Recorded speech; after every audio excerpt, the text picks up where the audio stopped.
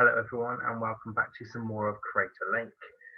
So, the last chapter ended with Chet and Lance being face to face with Miss Hawk at the end of a corridor with nowhere to go.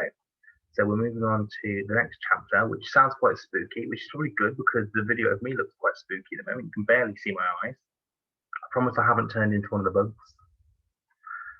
So we're on to the chase. And let's see how it goes. She sees us at the exact same moment as we see her and starts walking slowly towards us. The look on her face is somewhere between hate and joy, and her eyes are glowing. The centers of them are dark, like the other bug eyes we've seen, but the black is ringed with wasp yellow. While the worker bug's eyes look blank, free of emotion and expression, Hawk's look focused and cruel, like the eyes of a hunter, I guess. Other than that, she looks the same. Same skirt and jacket, same dangly earrings, same hair that she always puts up in a twist thing, but that always seems like it doesn't want to stay up.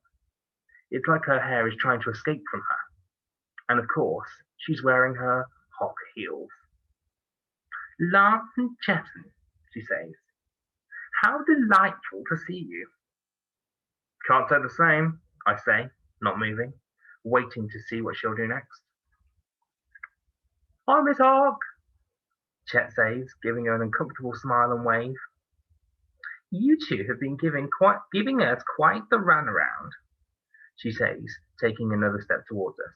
"You've been so busy." "Yep, busy trying not to turn into an alien wasp creature," I say, unlike you. My brain is running through options. The corridor that leads to the exit is halfway between us and Hawk, to the right. To reach the corridor, we'll have to run towards her. I'm assuming we're faster and we'll get there first, but who knows what becoming an alien does to your running ability. We can either turn back and run to a different exit, which means going much further, or we can risk it. It's a huge decision, life or death. "Come with me now, and I'll overlook the destruction of property, the disobedience, the rudeness, and all of your misdemeanors." She tips her head to the side. "I'll even forget the incident that occurred at the start of year 6. It always comes back to this. "But Lance didn't do that, miss," Chet says, so boldly that I'm taken back. "It isn't fair for you to keep blaming him." "You don't have to defend me, Chet," I say, feeling a surge of guilt that's weirdly similar to that hot, vomity sensation you get at the start of a vicious stomach bug. "Oh, poor naive Chetan," she says, moving her head from side to side, like she's warming up for a keen, thick class. "You really aren't aware of the kind of boy Lance is, are you?" "I know who he is. He's my best friend, and he wouldn't lie to me." "Wouldn't he?" she says, looking right at me. "Ignore her, Chet. She's just trying to get in our heads," I say, wondering if she's playing for time, waiting for something. Tell her once and for all, Lance. Tell her you didn't trap Trent in the toilets." His trust in me is too much, suddenly, and I'm tired and fed up of having to lie all about this over and over again to him, especially to Chet. Hawk smiles, still with a bizarre head and neck movement. "Don't you think your best friend deserves the truth? You've been holding him back for years. If you're such good friends, he should know what kind of a boy you are." "Tell her, Lance, tell her," Chet says. I'm tired. I'm stressed. I'm trying to decide what to do, which way to run. I'm trying to find the way out. I'm so tired. "I did it, Chet, okay? I shut Trent in the toilets." "What?" Chet's face makes my heart hurt. He looks so betrayed. I don't know what to say to him. There's a half-second break in the music, and I hear footsteps behind us. Digger is running down the corridor in our direction. We have Hawk in front and Digger behind. We're out of time. I have to make a choice. I don't believe it, Lance, Chet says. Time to make a move. We need a head start. I shut Trent in the toilets, and I'm glad I did it. He deserved it. He knows what he did, and look, here he comes, so you can ask him about it. I point to the corridor behind Hock. She takes the bait and turns and looks, which gives me a chance to grab Chet's arm and run towards the exit. She realizes she's been tricked a moment later and runs towards us, shrieking. But we're going to get to the corridor before she does. I know we are. We have to.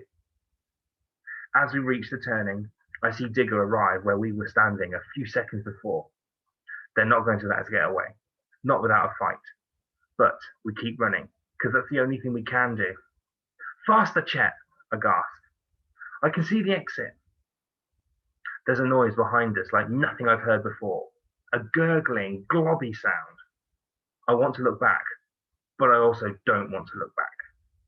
Then, something wet and tingly with yellow flies over my shoulder and splats on the wall. What the heck? I shout, and I have to look back.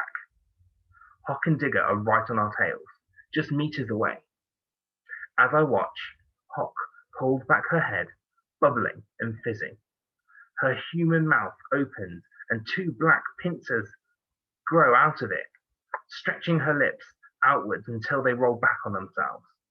The pincers click together a few times and then widen to allow a blob the size of a tangerine to fly out of her mouth and towards me and Chet again. It's the most horrible and disgusting, revolting thing I've ever seen. Is Miss Hock spitting at us? Chet pants. Something like that, I say.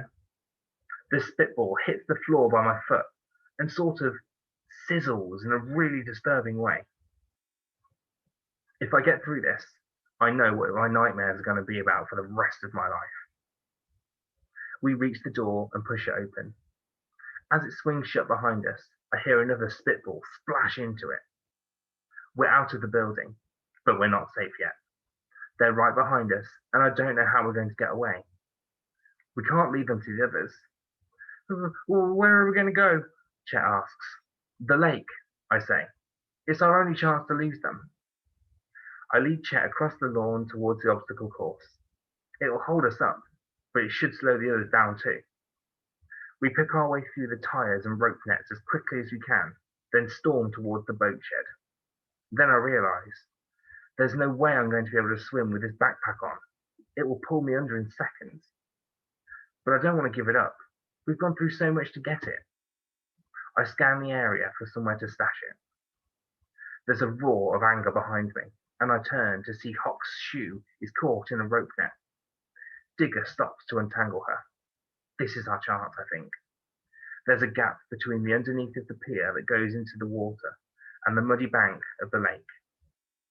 I rip the backpack off and shove it into the hole as hard and as fast as I can. It will have to do. I grab Chet's hand and pull him along the pier to the centre of the lake. Jump! I yell, as Hock and Digger resume the chase. Chet and me splash into the water. I'd like to say I dive gracefully, like an Olympian, or a dolphin or something. But diving isn't one of my skills, so it's actually more like the dumping of an elephant in the ocean. We splutter to the surface and swim for the opposite shore. After 20 meters or so, I risk a look back. Hock is standing on the pier, glaring at us and screaming at Digger, who is in the water, swimming after us. But he's not enjoying it. He's slow, and his face tells me he's struggling. I allow myself to breathe. We're going to make it. We reach the other side of the lake and pull ourselves up out of the water. Every muscle in my body is beginning to be allowed, every muscle in my body is begging to be allowed to curl up and die, but I force myself on, step by step. Chet says nothing, just follows me a few paces behind. As we reach the tree line, we turn to see Digger crawling back to the lawn side of the lake, his minotaur butt wiggling from side to side. He and Hock are having some kind of grown-up discussion, also known as an argument. Whatever it's about, whatever it's about, they're going to have a tough time following us.